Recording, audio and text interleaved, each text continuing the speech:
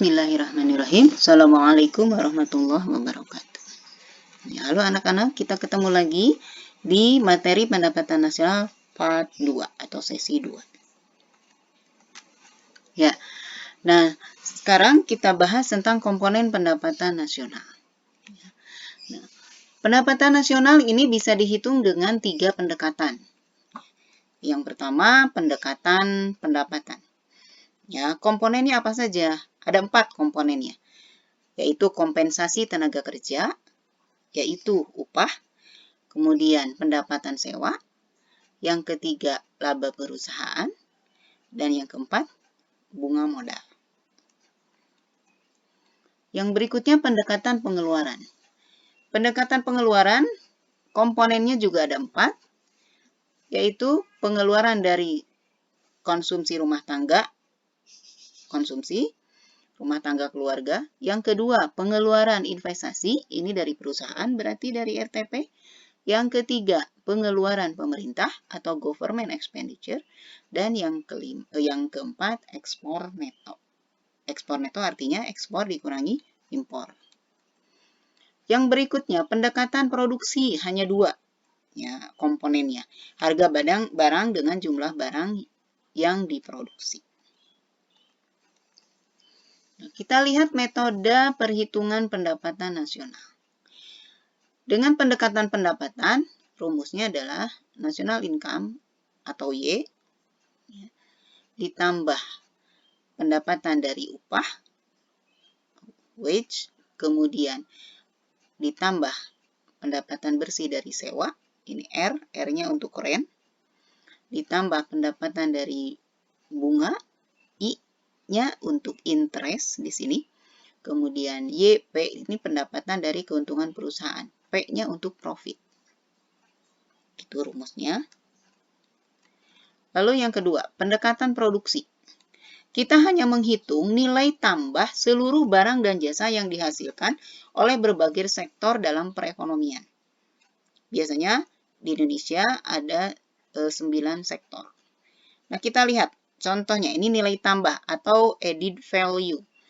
Nilai kain, misalnya kita akan menghitung sektor produksinya adalah kain, pembuatan kain. Maka kita lihat dulu dari asal muasal kain tersebut. Pertama, dari bidang pertanian.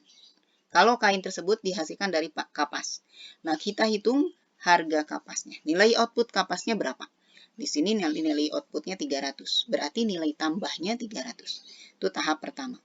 Lalu tahap yang kedua, kapas ini dipintal dan berubah menjadi benang. Tahap yang kedua, ini benang. Harga benangnya berapa? Dari nilai kapas yang 300 tadi. Harga benangnya misalnya 400. Nah, kita kurangi dulu dengan nilai inputnya. Nilai input diperoleh dari nilai output sebelumnya yang 300. Nah, 400 dikurangi 300.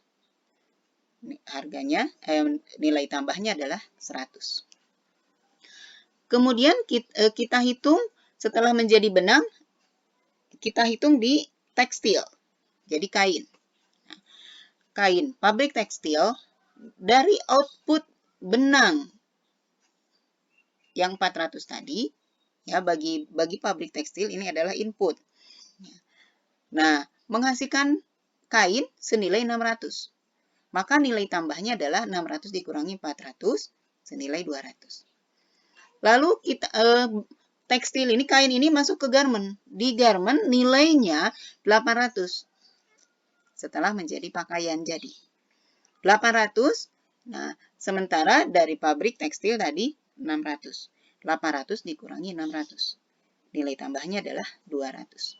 Kemudian pakaian itu masuk ke ruko, diperdagangkan, dijual belikan.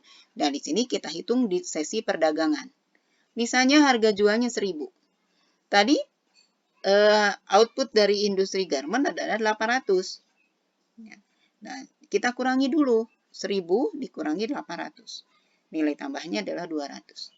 Maka untuk sektor perdagangan, ya, kita kasih nilai 1000 ini dari mana?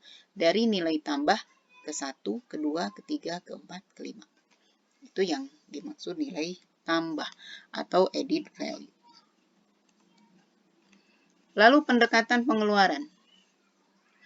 Pendekatan pengeluaran kita hanya menghitung pengeluaran yang dilakukan oleh 4 sektor atau 4 pelaku ekonomi.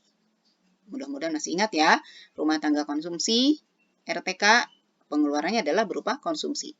Rumah tangga perusahaan, RTP, pengeluarannya adalah berupa investasi.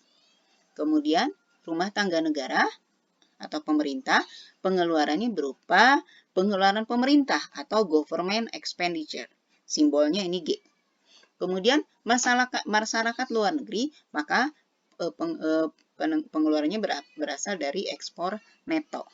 Ekspor neto itu apa? Ekspor dikurangi impor. Nah, kalau sudah mengetahui pendapatan nasional, maka kita bisa mengetahui pendapatan per kapita. Pendapatan tiap penduduk, perseorangan penduduk. Ini rumusnya. Ya, bisa dari, kalau regional berarti kita gunakan PDRB, produksi domestik regional bruto. Kalau untuk nasional, maka kita gunakan adalah PDB. Ya, dibagi jumlah penduduk. Nah, kalau dengan mengetahui PDRB, kita akan mengetahui seberapa rendah, seberapa tinggi ya kualitas pendapatan di negara kita. Gitu ya. Misalnya kita lihat ini tabelnya. Ya, perbandingan antara PDB Indonesia dengan negara lain. Ya, PDB Indonesia kalau kita lihat dari tabel lebih tinggi dari Malaysia dan Singapura. Tetapi karena jumlah penduduknya kita jauh lebih besar, maka pendapatan per kapitanya kita di bawah Malaysia apalagi Singapura. Gitu ya. Bisa dipahami? Kita lanjut. Nah, setelah kita tahu pendapatan per kapita, ya, nah kita lihat aturan dari Bank Dunia. Kalau di perbandingan pendapatan per kapita menurut Bank Dunia, ini bisa kita lihat, kalau di bawah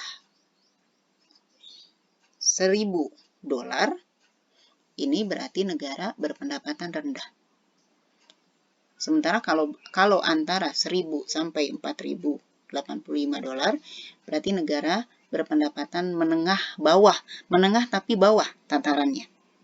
Berarti ada menengah atas. Menengah atas adalah 4.000 sampai 12.600 $. Negara berpendapatan tinggi yaitu negara yang memiliki pendapatan per kapita 12.600 $. Kalau kita lihat ke tabel tadi, Indonesia 640 $. Berarti di bawah 1.000. Di bawah 1.000. Berarti sangat rendah ya. Setuju? Ya, kita lanjut. Nah, kita lihat pendapatan tingkat perekonomian dan pendapatan per kapita di ASEAN. Ini 2010-2012. Perbandingannya di situ kelihatan Indonesia ada kenaikan 2010, 2011, 2012. 2010 ke 2011 kenaikannya tinggi. Ya, lebih dari 500 $. Tapi dari 2011 ke 2012 kenaikannya sedikit, hanya 150 $. Kenapa? Kemudian kita bandingkan Thailand. Thailand ini sudah di atas negara kita. Pendapatan per kapitanya 4.992 untuk 2010. 2011 naik 400 $. Ya, kemudian 2012 nah naiknya 500 $. Masya Allah. Nah, ini ya. Ibu masuk ke contoh pembahasan ya yang tadi, hitungan tadi yang Ibu janjikan. Nah, ini soalnya diketahui data seperti ini, impor, investasi, ini dari 9 sektor yang tadi Ibu sampaikan tadi. Ya. Berdasarkan data ini, besar pendapatan nasional menurut pendekatan pendapatan adalah yang diminta pendekatan pendapatan. Maka kita langsung saja rumusnya. Langsung rumus. Rumus pendapatan nasional dengan pendekatan pendapatan adalah Y sama dengan R untuk rent, sewa tanah, ditambah wage, upah tenaga kerja, kemudian apa? Ini ditambah interest ya, kemudian profit. Ini ada kesalahan penulisan. S bukan S tapi I di sini ya, interest, pendapatan bunga.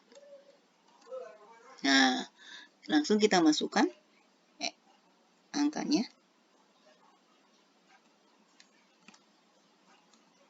Nah, seperti ini. Mudah ya, insya Allah. Contoh yang kedua. Perhitungan pendapatan nasional negara bulan. Nah, ini diketahui upah, bunga modal, laba usaha, sewa tanah, dan seterusnya. Berdasarkan data di atas, jika pendapatan nasional dihitung menggunakan pendekatan pengeluaran, ternyata menghasilkan 1.950 miliar dolar, maka besaran nilai ekspor adalah pendekatan pengeluaran. Maka langsung saja ya, mindset kita ke rumus pendekatan pengeluaran. Y sama dengan C plus I untuk investasi plus G ya. C untuk konsumsi, G untuk government expenditure, dan X min M-nya, X untuk ekspor, M untuk impor. Dari sini kita bisa menghitung, langsung saja angkanya kita masukkan. Ya.